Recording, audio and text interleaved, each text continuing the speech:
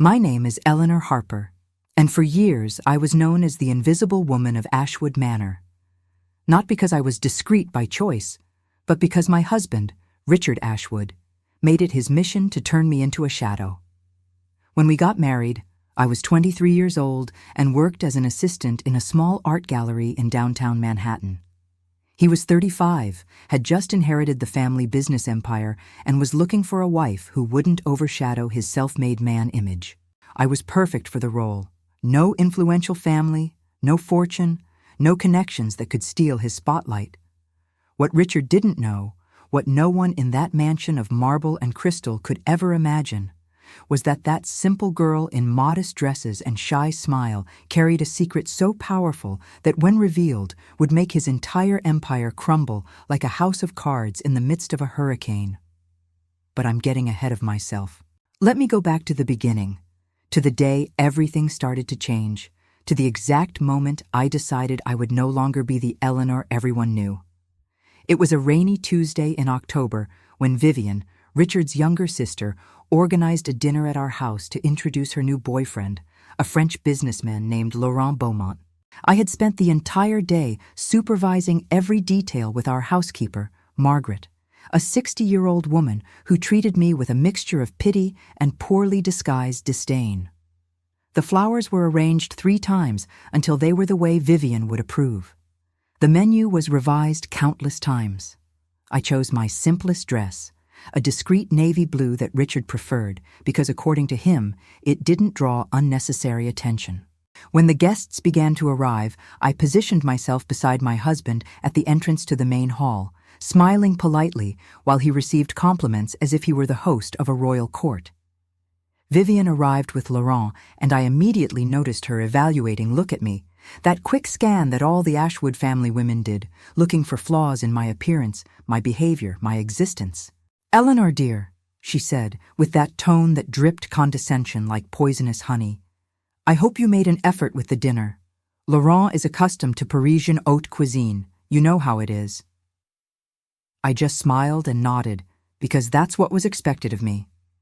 Richard didn't even look in my direction, too busy talking about business with his father, Thomas Ashwood, a 70-year-old man with eagle eyes and a heart of stone. The dinner proceeded exactly like all the other social events in that house. I was treated as part of the decoration, present but irrelevant, seen but not heard. The conversations revolved around corporate acquisitions, investments in emerging markets, and gossip about other high society families. Sitting at the end of the table that accommodated 14 people, I cut my salmon into small pieces and took small sips of wine, observing everything with that silent attention I had developed over 5 years of marriage. It was during dessert, an elaborate chocolate soufflé that our French chef Colette had prepared to perfection, that Catherine Ashwood, Richard's mother, decided to include me in the conversation in a way only she could make seem simultaneously a gesture of kindness and an insult. "Eleanor, dear, you must be so proud of Richard," she said, her voice echoing through the silent hall, ensuring everyone heard. "After all, he transformed you from a simple gallery girl into an Ashwood. You must wake up every day grateful for the luck you had." The silence that followed was deafening. All eyes turned to me, waiting for my usual submissive reaction, that gracious smile and confirmation that yes, I was eternally grateful for having been elevated above my humble condition. But something inside me cracked at that moment. Maybe it was Catherine's particularly cruel tone. Maybe it was the muffled laugh I heard coming from Vivian. Or maybe it was simply that I was tired, so deeply exhausted from pretending to be smaller than I really was. I placed my fork delicately on the plate, wiped my lips with the embroidered linen napkin, and looked directly at Catherine for the first time in years. "Actually," I began, my voice surprisingly firm, "I would wake up every day grateful if I had reasons to, Catherine." I saw her eyes widen slightly, shocked that I had responded with something beyond a murmuring agreement. Richard tensed beside me, his hand closing into a fist on the table. But I continued, because what I was about to say had been dammed up for so long, there was no way to contain it. "But the truth is, I don't feel particularly lucky. I feel actually like someone who made a terrible deal. I traded my freedom, my identity, and my dreams for a surname that brought me nothing but contempt disguised as privilege. The silence now was absolute. Even the waiters who were serving stopped, frozen in their positions. Thomas Ashwood stared at me with an expression that mixed surprise and something that could be interest. Laurent seemed genuinely intrigued. Vivian had her mouth open in a perfect O of shock. And Richard, my dear husband Richard, was red with contained rage. "Eleanor," he said through clenched teeth, "I think you'd better excuse yourself. Clearly the wine has affected your judgment." I could have obeyed. I should have, according to all the unwritten rules of that house. But something fundamental had changed inside me, like a gear that finally finds its correct fit after years of spinning uselessly. "The wine hasn't affected anything, Richard," I replied, turning to look at him directly. "For the first time in 5 years, I'm thinking with absolute clarity, and what I see is not pretty at all." I stood up from the chair, feeling all eyes glued to me like spotlights. "You treat me as if I were an invader who was lucky to enter this golden world of yours, as if I should spend every second of my existence grateful for crumbs of respect and occasional moments of basic consideration. But the truth is that none of you know absolutely anything about me, nothing about who I was before Richard, nothing about who I still am, despite all his efforts to erase me." Catherine recovered enough to try to regain control of the situation. "My dear, you're clearly disturbed. Perhaps it would be better—" "Better what?" I interrupted, my voice rising an octave. "Better I go back to my place? Better I shut up and accept being treated like a well-educated pet? Better I forget that I have a brain, skills, and a history that goes far beyond this marriage?" Thomas Ashwood slammed his cognac glass on the table hard enough to get everyone's attention. "Enough!" his voice thundered through the hall. "Richard, control your wife or I will." That was the last straw.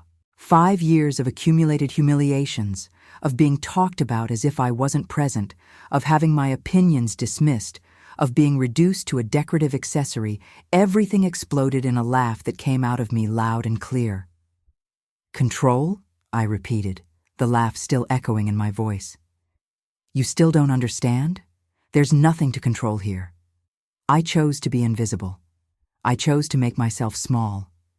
But not because I am small, but because I was observing, learning, waiting." I walked around the table, feeling the power of finally speaking my truth. "You know what's funny? All of you look at me and see simplicity. You see an ordinary girl who caught a rich husband. But none of you ever wondered why a 23-year-old gallery assistant was working in a gallery specializing in Japanese Edo period art. None of you questioned how someone so simple could converse fluently about hiroshige and hokusai." Laurent, the Frenchman, leaned forward with genuine interest. "You studied Japanese art?" he asked with his heavy accent. I looked at him and smiled, a real smile this time. "I studied much more than that, Laurent, but that's a story for another time." Richard stood up abruptly, his chair scraping violently against the marble floor. "You're making a ridiculous scene, Eleanor. I apologize to everyone for this unacceptable behavior." I turned to him, and for the first time in our marriage, I saw something in his eyes I had never seen before. Uncertainty. He was used to the docile, predictable Eleanor. This version was uncharted territory. "No," I said simply. "I won't apologize, and neither will you apologize for me. For the first time, I'm going to finish speaking." I turned my attention to the entire table. "You want to know who I really am? Let me tell you a story. When I was 16 years old, my grandmother died and left me something she had kept secret for decades. It wasn't money, it wasn't jewelry, it was something infinitely more valuable. A collection of 23 original paintings by Japanese masters of the 19th century, including 3 authenticated hokusais and 2 rare hiroshiges. She had acquired them when she worked as a translator in Japan after World War II, at a time when these works could be bought for relatively little by those who knew where to look. I saw Thomas straighten in his chair, his interest clearly piqued. He hadn't built an empire without recognizing value when he heard it. My grandmother made me promise that I would study art, that I would understand the true value of these pieces before doing anything with them. So that's exactly what I did. I spent 7 years studying, working in galleries, learning not just about art, but about the art market, about authentication, about auctions, and about how money really works in that world. Vivian finally found her voice, though it sounded strangled. You're saying you have paintings worth millions stored somewhere? Not millions, Vivian, I corrected calmly. The last appraisal I commissioned, about 6 months ago, estimated the collection's value at approximately $43 million. And that was before the Japanese art market skyrocketed in Christie's recent auctions. The silence that fell over the room was different now. It was no longer the embarrassed silence of my audacity, but the stunned silence of complete reassessment. Catherine looked like she had swallowed a bee. Thomas observed me with a calculating look I knew well from watching his business interactions. Richard was pale, processing the implications of what I had just revealed. But don't worry, I continued, my voice dripping the same condescension they had always used on me. Those paintings are very safe in a Swiss bank vault, under my maiden name, Harper, protected by an irrevocable trust I established before we got married, Richard. Remember when you were so busy with the company merger and I said I needed to travel to settle matters from my grandmother's inheritance? You didn't even ask for details, just waved distractedly and turned your eyes back to the computer screen. Richard finally found his voice, though it trembled slightly. Why did you never tell me this? I tilted my head, studying him as if he were an interesting but not particularly impressive museum piece. Because you never asked, Richard. You never showed the slightest interest in who I was, where I came from, what I valued or what I dreamed of. You wanted a decorative and submissive wife, and I gave you exactly that.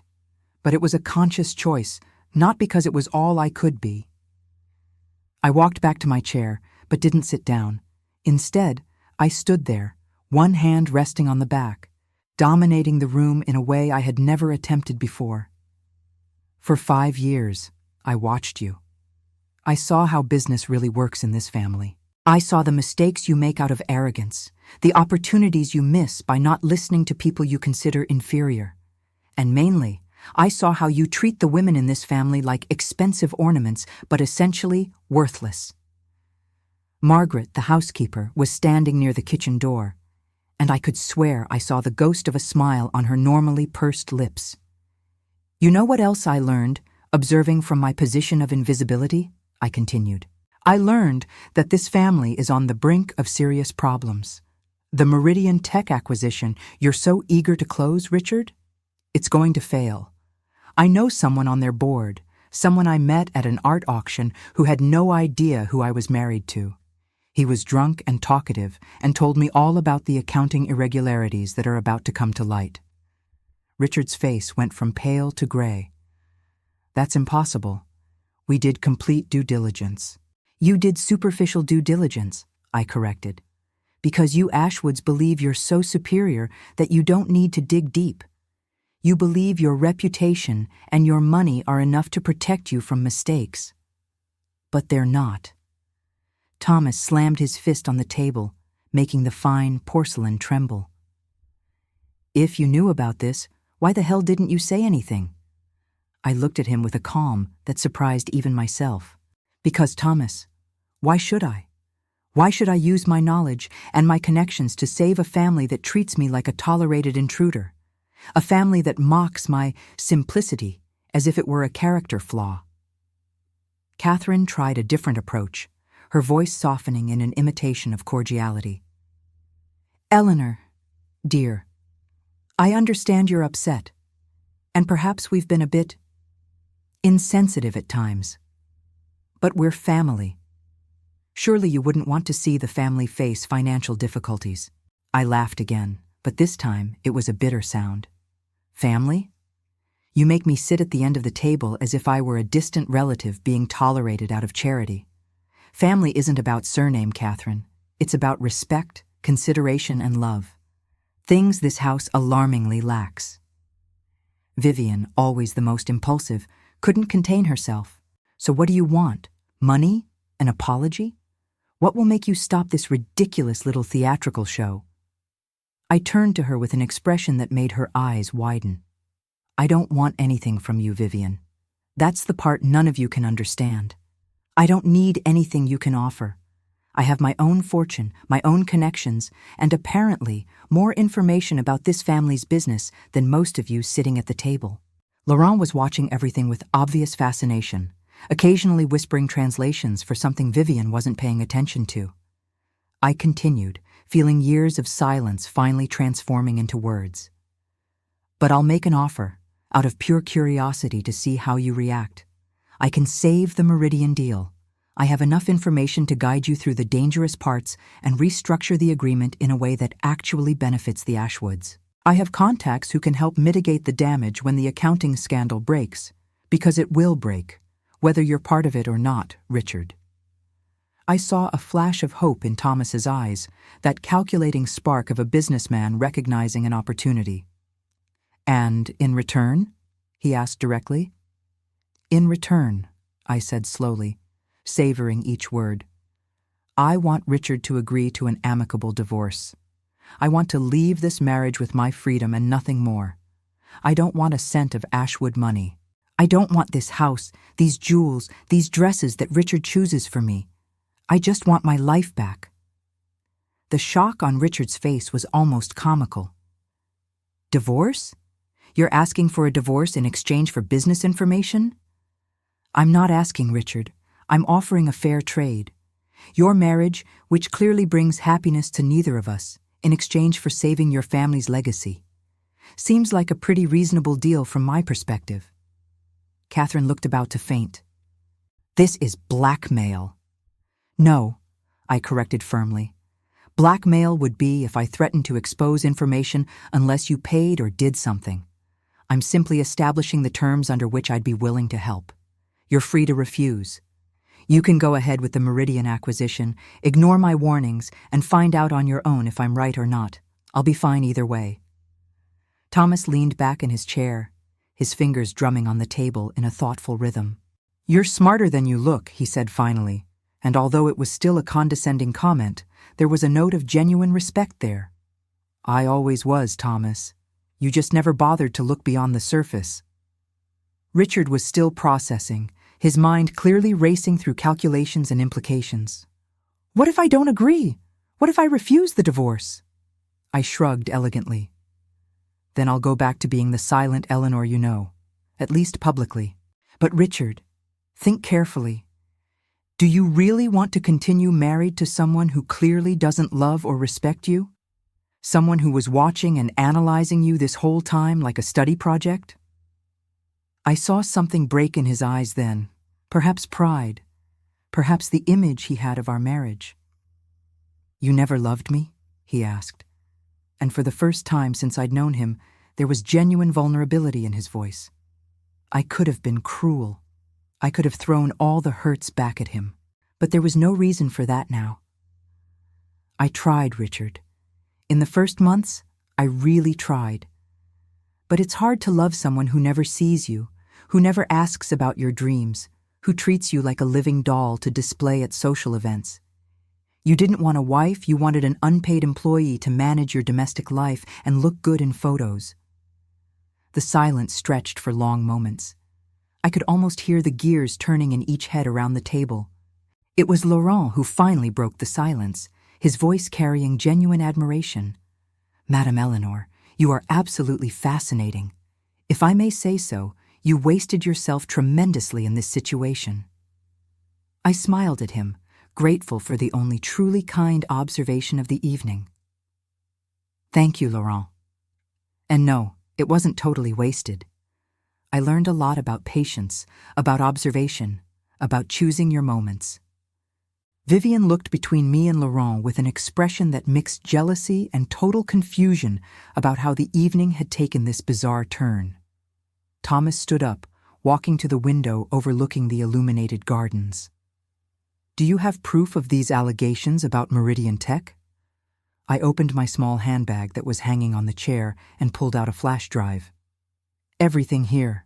Financial documents, internal emails my contacts shared, analyses from independent experts I commissioned using my own money. I did my homework, Thomas, something I learned from watching you work, ironically. I placed the flash drive on the table. You have until midnight tomorrow to decide. After that, I withdraw my offer and you're on your own. Oh, and don't try to intimidate me or force me into anything. I have copies of everything in several secure places, and I left very clear instructions with my lawyer about what to do if anything happens to me. Catherine looked horrified. You really think we'd do something to hurt you? Honestly, Catherine, I don't know what you're capable of when you feel cornered, and that's exactly the reason I need to leave. 5 years in this house, and I'm still a stranger to you, someone to be controlled and manipulated, not a person to be known and respected. Richard finally stood up, his posture still rigid, but something fundamental had changed in his expression. You planned all this? This moment? I shook my head. I didn't plan it, Richard. I just prepared myself. I prepared myself for the day I couldn't take it anymore. I prepared myself for the moment when the real Eleanor could no longer stay hidden behind the Eleanor you wanted me to be. And when Catherine made that comment about me being grateful for my luck, something simply broke. I can't pretend anymore. I started walking toward the door, but stopped and turned one last time. Just so it's clear, I didn't do this to humiliate you or get revenge, although I admit there's a certain pleasure in finally being seen. I did it because I deserve more. I deserve a partner who sees me as an equal, a family that values me, a life where I don't have to hide to be accepted. Margaret moved aside when I passed by her, but whispered low enough for only me to hear. Good for you, ma'am. I went up the stairs to the bedroom I shared with Richard, but that never really felt like mine. I already had a suitcase packed in the closet, prepared for months for when this moment came. I didn't know when it would be, but I always knew it would come. I changed into comfortable clothes, jeans, and a simple blouse I bought with my own money years ago and hid in the back of the closet because Richard thought it was too casual for an Ashwood. I looked at myself in the mirror, and for the first time in 5 years, I recognized the person looking back. The sound of footsteps on the stairs alerted me, and Richard appeared in the bedroom doorway. He looked like he had aged 10 years in the last hour. Eleanor, wait. Can we talk about this rationally? I turned to face him. There's nothing to discuss rationally, Richard. You'll agree to the divorce or not. If you agree, I'll help your family. If you don't agree, I'll be out of here tomorrow anyway, and you'll have to deal with Meridian on your own. He entered the room, closing the door behind him. Do you really hate me that much? I don't hate you, I replied honestly. I hate what our marriage became. I hate who I had to pretend to be. But you? You're just a man who wanted one thing, and I'm a woman who deserves another. We're not compatible. We never were. Richard sat on the edge of the bed, his shoulders curving in a way I had never seen. Was I really that bad? I sat in the armchair on the other side of the room, keeping distance. You weren't cruel, Richard. You didn't hit me, didn't yell, didn't have affairs that I know of. But you erased me. Every day, in 1,000 small ways, you made it clear that I didn't matter, that my opinions had no value, that my function was to look pretty and stay quiet. Do you know how many times in 5 years you asked me about my day? Really asked, interested in the answer? He was silent, and that silence was his answer. Exactly, I continued. And I don't remember a single time you asked about my dreams, my fears, what made me happy or sad. For you, I was a solved problem. Marriage, check. Presentable wife, check. Organized domestic life, check. But I was never a real person to you, Richard. I was a function. I didn't know you felt this way, he said, and it sounded genuine. Because you never asked. And when I tried to talk, in the first months, you were always too busy, too tired, too focused on other things. Eventually, I stopped trying. He rubbed his face with his hands. Is the Meridian deal really as bad as you say? Worse, probably. But with the information I have and a careful plan, it could be salvageable. Maybe even transformed into something positive if you play it right. Richard looked at me with an expression I couldn't completely decipher. And all you want is the divorce? Nothing else? Nothing else. You can keep everything. The house, the money, even the jewelry you gave me. I just want my freedom and a chance to live as Eleanor Harper again, not Eleanor Ashwood. He nodded slowly. I'll talk to my lawyers tomorrow. I stood up, picking up my suitcase. I'll be at the Plaza Hotel tonight. You have my number if you need anything before tomorrow's meeting. As I headed for the door, Richard spoke again. Eleanor, you're right, about everything. I never really saw you, and I'm sorry for that. I stopped, but didn't turn around. I know you're sorry, but being sorry doesn't change the fact that we wasted 5 years on something that never should have happened. I went down the stairs with my suitcase, passing through the hall where the family was still gathered in heated discussion. Thomas saw me and waved for me to approach. Miss Harper, he said, using my maiden name deliberately. You are a formidable adversary. My son is an idiot for not having realized this before. I smiled slightly. Thank you, Thomas. That might be the kindest thing anyone from this family has ever said to me. Catherine approached, and to my surprise there was something resembling respect in her eyes. I must admit, I completely underestimated you. Was it intentional, the simplicity? Partially, I admitted. Part was protection. When you have something valuable, you learn to hide it from people who may not have your best interests at heart. And part was observation. People reveal much more when they think you're not important enough to hide things from. Vivian still looked stunned, but Laurent was smiling. May I ask you a question, madame? He asked. Of course. The art collection you mentioned, are you interested in selling it? I know collectors who would pay very well. I shook my head. For now, no, but if you know galleries that might be interested in exhibiting it, we can talk. It was always my grandmother's dream that these pieces be appreciated, not just stored away. He handed me a card. Please, get in touch. It would be an honor to work with someone who clearly understands both the artistic and commercial value of these works. I took the card and put it in my purse. Thank you, Laurent.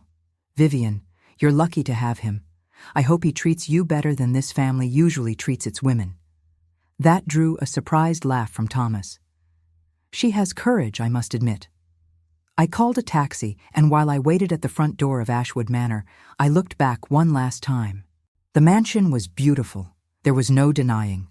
3 floors of Georgian elegance, gardens that could be in a magazine, furniture that would cost more than most people earn in a lifetime. But it was never a home. It was a gilded prison, and I was finally escaping. The taxi arrived, and I put my suitcase in the trunk. Margaret appeared at the door, waving timidly. I waved back, and then I was on my way. At the plaza, the concierge recognized me from the various charity events I had helped organize for the Ashwoods over the years. Madam Ashwood, what a pleasant surprise. Actually, I corrected gently, I'm going back to using my maiden name. It's just Miss Harper now. He blinked in surprise, but professional as always, just nodded. Naturally, Miss Harper, your suite is ready. As I went up to the room, I felt my phone vibrate. It was a message from Thomas Ashwood. You win.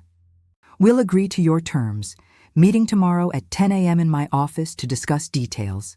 And Eleanor, well played. I simply replied, see you tomorrow. That night, lying in the king-size bed of the suite, I looked at the ceiling and allowed myself to feel everything I had repressed for years. Relief, fear of the unknown, excitement for the future, and yes, a bit of satisfaction for finally having shown the Ashwoods that the woman they ignored was much more than she appeared. The meeting the next morning was surprisingly civilized. Richard's lawyers had already prepared amicable divorce papers. I had prepared a detailed plan on how to navigate the Meridian Tech situation. Thomas read each page carefully, asking insightful questions that confirmed why he had built an empire. "This could really work," he murmured, more to himself than to the group. "But it will require quick movement and some delicate diplomacy. That's why I suggest you bring in someone from outside to mediate," I replied. "Someone with no connection to the Ashwoods, someone Meridian trusts. I can make the introduction if you want." Richard was present, but quiet, letting his father lead. Occasionally our eyes met, and I saw, not exactly regret, but recognition. Recognition that he had had something valuable and let it slip away through negligence.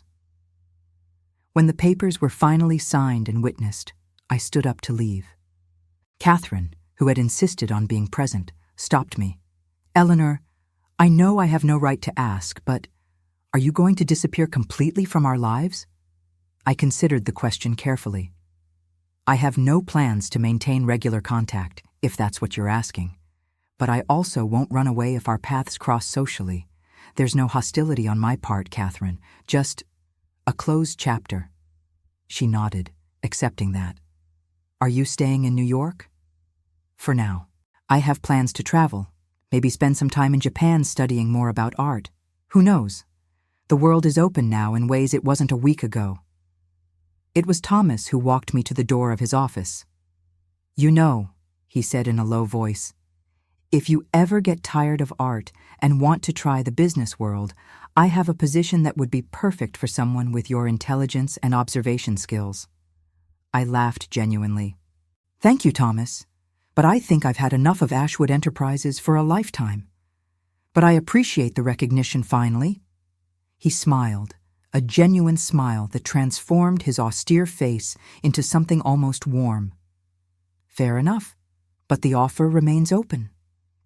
3 months later, I was in Tokyo, visiting museums and meeting curators who might be interested in exhibiting parts of my grandmother's collection. Laurent had made some introductions, and the conversations were going surprisingly well. I was sitting in a traditional cafe near the Meiji Shrine when my phone rang.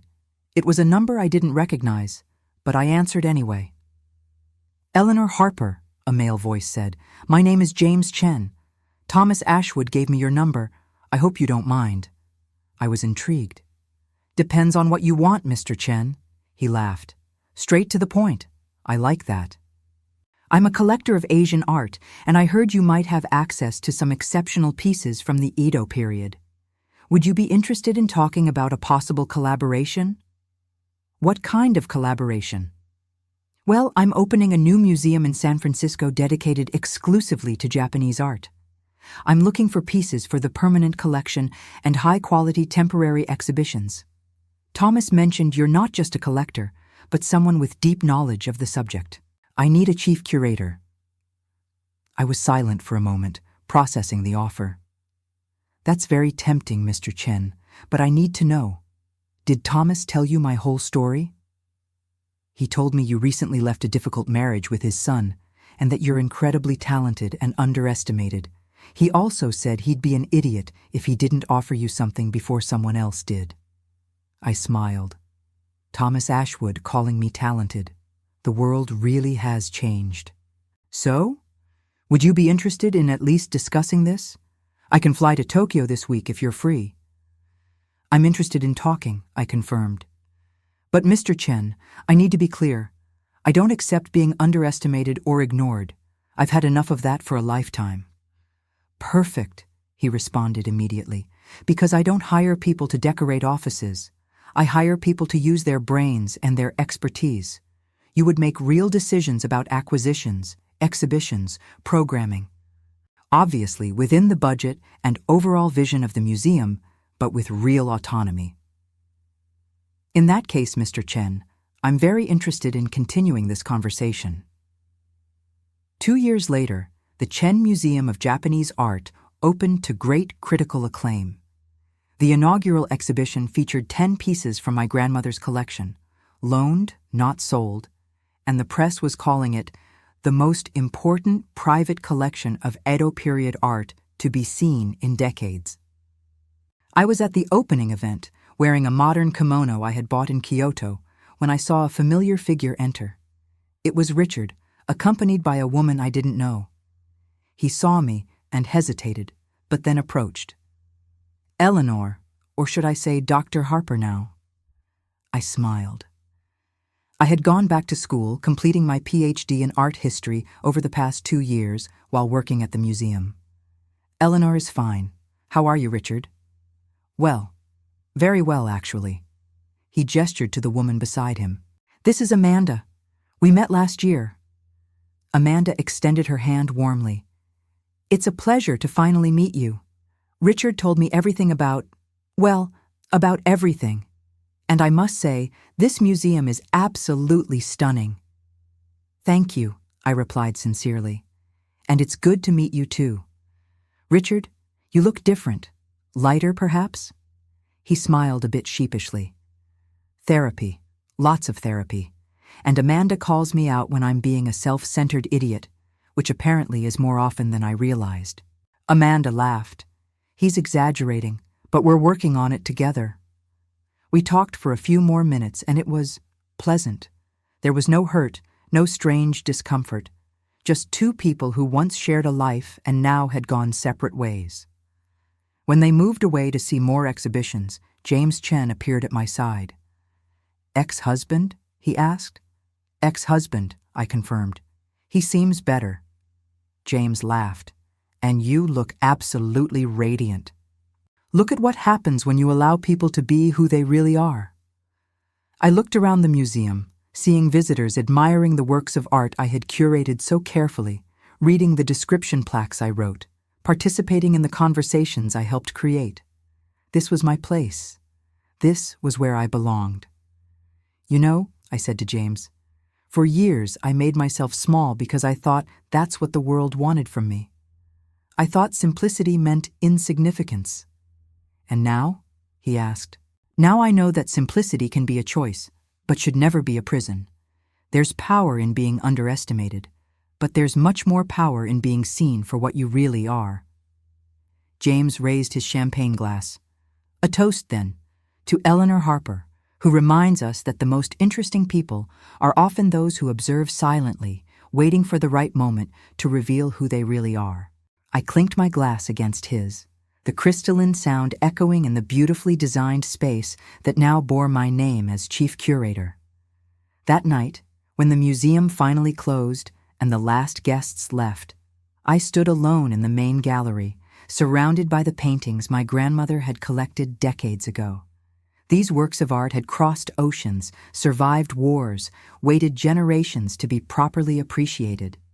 In a way, I had made the same journey. I had crossed my own ocean of difficulties, survived the silent war of being invisible in my own marriage, waited for the right moment to emerge. My phone vibrated with congratulatory messages from friends, colleagues, even some Ashwood family members. Vivian had sent a photo of her and Laurent at the event, with the caption, "You were right about everything. Thank you for showing the way." Even Catherine had sent a message. "The museum is magnificent. You found your true home." With admiration, Catherine. But the message that touched me most was from Margaret, the former housekeeper. "Always knew there was more to you, dear. Proud to have seen you find your voice. M." I put away the phone and walked slowly through the empty galleries, my footsteps echoing on the polished wood floor. Each work of art had a story. Each piece had survived for centuries because someone recognized its value. Now it was my turn to tell these stories, to ensure these works were seen and appreciated. But more than that, it was my turn to live my own story, not as a footnote in someone else's narrative, but as the protagonist of my own journey. When I finally locked the museum doors and went out into the San Francisco night, I looked back one last time. The building was illuminated, a beacon of culture and history in the middle of the modern city. Inside were treasures that had waited decades to be shared with the world, and I, Eleanor Harper, had been the person to make that possible. No longer the invisible wife of Richard Ashwood, no longer the simple girl everyone underestimated. Just Eleanor, finally living as the person I was always meant to be. As I walked down the street toward my apartment, I thought about all the people who are still hiding their true identities, making themselves small to fit others' expectations, silencing their voices so as not to disturb those around them. For all of you, I leave this thought. There is extraordinary power in being underestimated, but there is even more power in deciding when to reveal who you really are. Don't wait for others to recognize your value. Don't need permission to shine. And when you finally decide to show the world your true colors, do it with the confidence of someone who knows they were always valuable, even when no one else could see. The Ashwoods mocked my simplicity, treated me like a decorative piece without substance. But in the end, their inability to see me for what I really was became their liberation and my salvation. They taught me, through their mistakes, to never judge a book by its cover, to never assume that simplicity means lack of depth. And they taught me that sometimes the greatest act of courage is not to fight, but simply to stop hiding. Today, I share my story not for revenge or validation, but in the hope that someone reading this, someone who feels invisible or underestimated, finds the strength to emerge. You are more than people see. You are more than the roles that have been assigned to you. And when you decide to show the world who you really are, do it without fear and without apologies. If my story resonates with you, if you've ever felt invisible or diminished, leave a comment telling your own story. Let's create a community of people who refuse to be defined by others' limited expectations. Subscribe for more stories of transformation and empowerment, and leave a like if you believe everyone deserves to be seen for what they really are. Because in the end, the greatest victory wasn't proving the Ashwoods were wrong about me. It was proving to myself that I had the courage to live authentically, even when it meant leaving behind everything that was familiar. And that's a victory no one can take from me, no matter what happens. Your transformation chapter is waiting. The only question is, when will you start writing it?